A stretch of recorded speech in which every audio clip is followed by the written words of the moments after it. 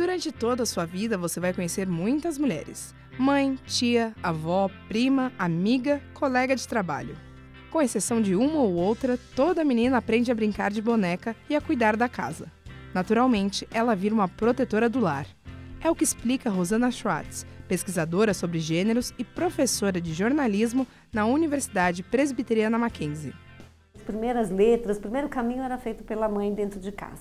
Então isso era considerado comum, né, normal, e ela passava a ser professora, né, ensinava música, línguas.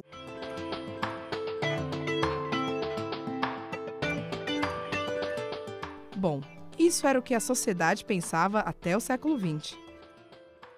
Cansadas de serem subestimadas, de não terem seus direitos garantidos, as mulheres foram às ruas para mudar a história.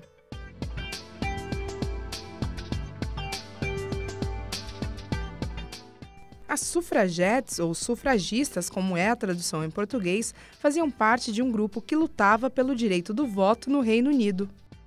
Essas ativistas do século XX deram pontapé para outros movimentos que aconteceram também nos anos 20, 30 e posteriormente 60 e 70. Depois de tanto tempo, a mulher garantiu os mesmos direitos dos homens. E mais do que isso, ela se tornou a chefe da família. Mas com o passar dos anos, ela acumulou muitas funções.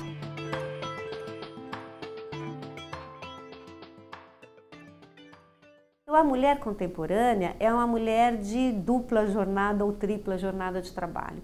E às vezes ela, sem um entendimento mais específico sobre isso, ela fala que ela está sobrecarregada porque agora ela trabalha fora e ainda ela chega em casa, cuida da casa, cuida do marido e dos filhos. As mudanças que ocorreram na história não só afetaram a forma como elas lidam com a vida pessoal, mas também com a vida profissional. O tipo de trabalho, as mulheres hoje, elas estão indo para profissões que antes eram consideradas ditas masculinas, né? Mulheres engenheiras, matemáticas, químicas, físicas, não que não houvesse. Nós tivemos algumas mulheres na história, mas eram pouquíssimas, né? E hoje você tem já um número significativo, né, de mulheres nessas profissões. Um exemplo de mulher que era à frente do seu tempo é a advogada premiada e ex-reitora da Universidade Presbiteriana Mackenzie, Esther de Figueiredo Ferraz. Foi a primeira mulher reitora a assumir o cargo na Mackenzie, além de professora na Universidade de São Paulo, a USP. Ela teve as melhores notas do curso de Direito. Mesmo não sendo mãe, ela virou um grande exemplo para a sobrinha Gilda. Como tia, ela era a pessoa assim mais...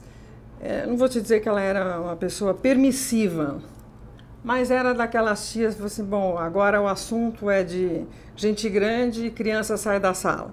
Ela ainda era dessa época, mas era extremamente carinhosa com todos os sobrinhos. Gilda faz parte da 4ª geração da família que se dedica à advocacia.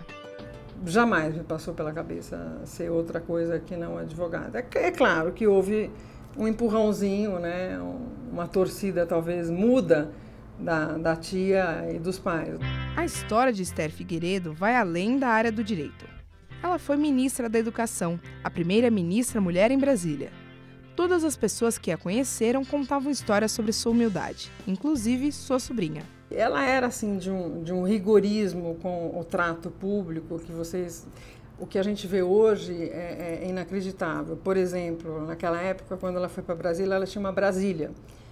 Então, ela mandou buscar a Brasília, deixou na casa da Península dos Ministros, e ela andava de Brasília nos fins de semana. Ela só andava de carro oficial quando era para ir ao MEC e para votar do MEC. Muitos estudiosos acreditam que estamos vivendo a transformação da modernidade. Isso significa que não chegamos à conclusão do que é a nova era. Ainda faltam muitos direitos serem alcançados, mas para isso é necessário a conscientização de igualdade entre os sexos. Os dois são diferentes. A mulher não pode querer ser superior ao homem, porque não existe superioridade entre duas pessoas diferentes. Você tem que respeitar a inteligência do homem, que para certas coisas é absolutamente superior à mulher, e o homem precisa respeitar a mulher, que é muito mais detalhista.